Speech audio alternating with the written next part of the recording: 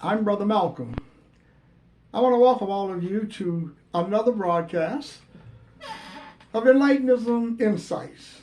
I am a philosopher, a writer, and a speaker on Enlightenism. And my philosophy is one of self-acquired knowledge and clarity of the self. As you can see, I'm labeled and defined as an African American man. But I'm more than that. I have discovered that I'm greater than the way people have taught me. But in order to discover it, I had to get some different knowledge. I had to learn about a knowledge that others didn't teach me about. That knowledge comes from quieting the mind with daily meditations, particularly in the morning and the evening, to quiet the mind, to calm the mind, so that you can become comfortable thinking in the mind. You can have the clarity and self-acquired knowledge to move beyond duality and confusion. You're no longer allowing others to define who you are. So once you allow someone else to define who you are, then you're no longer defining yourself. You are allowing someone else to tell you who you are and the conditions in your life. Think about it. If you're in a situation today, ask yourself, what is the cause of the situation? Your mind. That's the answer. The cause of all your problems come from the mind. And the mind contains information from parents and society. It's not that they wanted to punish or hurt us. My mother surely didn't want to hurt me, and I know that. She loved me. The same as your mothers and all of the mothers in the United States where I'm living. You want something better for the child. You want the person to achieve something different. So you prepare the child to live according to the way society has carved out a place for you to live. A little niche in the world where you're saying, this is who I am. Well, I've discovered by working in the mind, by dealing with meditations to quiet the mind, by having the audacity to look within the mind, to defy everything that someone has told me about who I am and what I represent to myself and to society. We have to be willing to let go. That's a challenging proposition for you today. It was for me, and it continues to be. To cleanse the mind of what others have taught you and replace that which they taught you with some new information. I used an example in one of my broadcasts, radio broadcasts, not too long ago, which you can listen to on Spreaker.com or Blog Talk Radio.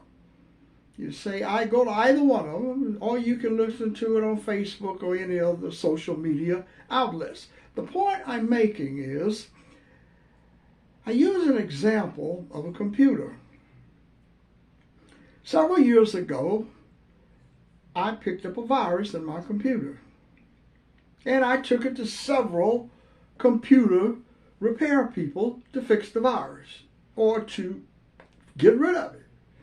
They were unable to find the virus. So someone suggested, well, maybe you have a warranty on your computer and you can ship it back to the manufacturer. I checked and I had a warranty.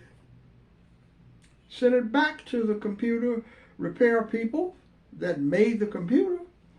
They checked it, couldn't find the virus, did everything they could.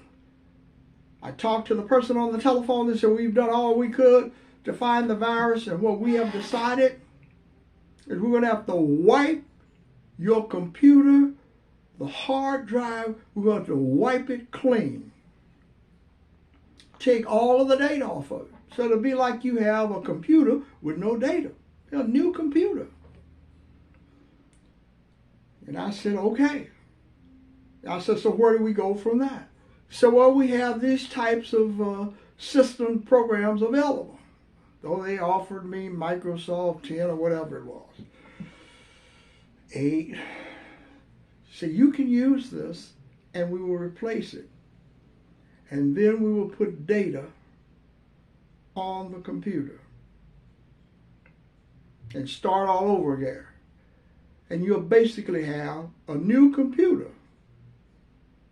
But see, you'll have the same data, the same information, the same system. And now you go back and reload the data into the computer. That made me think, when I was doing some work the other day, about, can I wipe my mind clean of what others have told me and then put something else into the mind that's entirely different, something that is new? See, something that is new doesn't mean that you are taking information that you've already used and placing it back into what you believe is a better mindset, a better environment in many cases. So we're going to make this a better person. That's not something new. That's borrowing information from somewhere else and using this information to trick yourself into believing, hey, this is new. I'm a new person. A new person comes from a new belief system. Something that we've been unwilling to let go of. See, as far as I can tell in my own life, and that's the life I'm most familiar with. In fact, it's the only one that I'm familiar with. I can only observe the others. But when you cleanse the mind of the information that others taught you, that means cleansing it of everything, wiping it clean.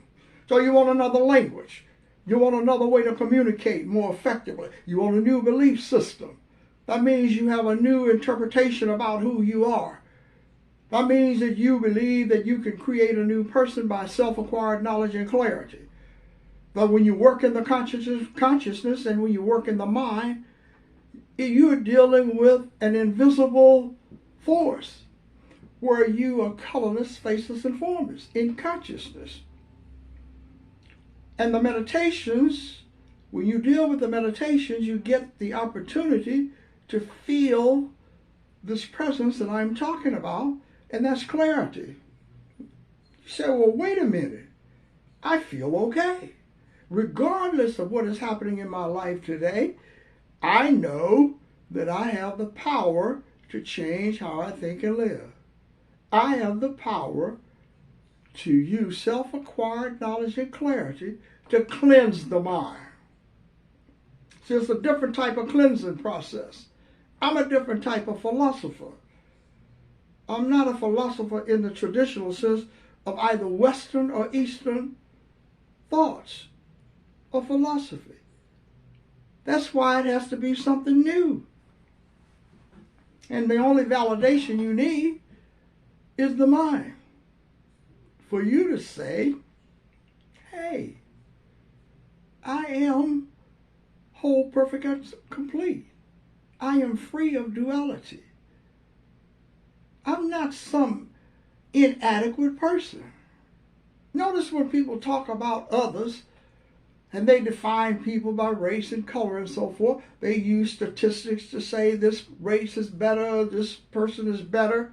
You ever think about the people that are impacted? See, I was impacted by this belief system. And so are millions of you like me. And when you become impacted by something, it affects you. And the cause becomes someone telling you that you're inadequate, and you're believing it. So you set out to become adequate. You set out to meet a criteria that you didn't establish yourself, but a criteria established by society. This is what you have to do in order to be the person that we want you to be. And that was the life that I was living until I decided that I wanted to live my own life. And so to the millions of you in the United States of America, and I trust that millions of you will see this video for nothing else but to say for a moment in your life, I can do something about changing my own life. I can stop being a participant in my own victimization and my own powerlessness. That's something I can do. I can stop letting other people dump their problems on me. In my lap. People bring you problems all the time. Outside in television, radio, books, and so forth. They can bring you a problem and give it to you. And if you have the mindset, the same mindset, a similar mindset to the problem, you accept the problem all the time. Because that's the mindset that is interpreting what is happening. So someone can come and tell you today, unemployment is such and such and such. There's really violence in Chicago, violence in Oakland, and other places. And if your mindset is fertile enough in that toxicity, then you absorb the problem. And then you run with the problem according to the way it's been delivered to you. I used to hear people talk all the time about the violence in Oakland. Yes, there was violence in Oakland, in portions of Oakland, but not all of Oakland. The same as in Chicago. Same as in San Francisco or any other big city. And that's the way with the mind. But in terms of the mind itself, once you accept someone else's problem, then it becomes your problem. It becomes your challenge. And I encourage all of you to read this wonderful book, Enlightenism. It has great meditations in the book to calm the mind, to clear the mind of duality and confusion, to open the mind to understand that you can deal with self-acquired knowledge and clarity yourself to overcome what others have taught you. It's a great book. It's a part of the journey. It's a part of the series of books that I have written on the Enlightenism philosophy. And so is this book, The New African American Man.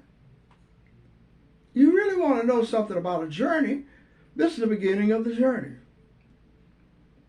How it feels to be defined a certain way. How it feels to live without food. How it feels to have holes in your shoes in the rain. How it feels to be hungry most of the time.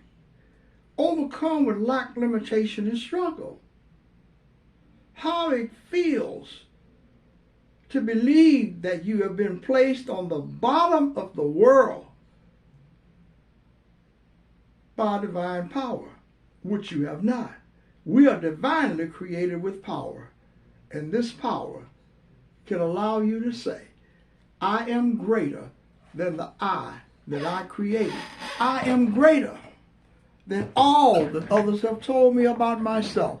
I am the power to change how I think and live with self-acquired knowledge and clarity. I'm Brother Malcolm.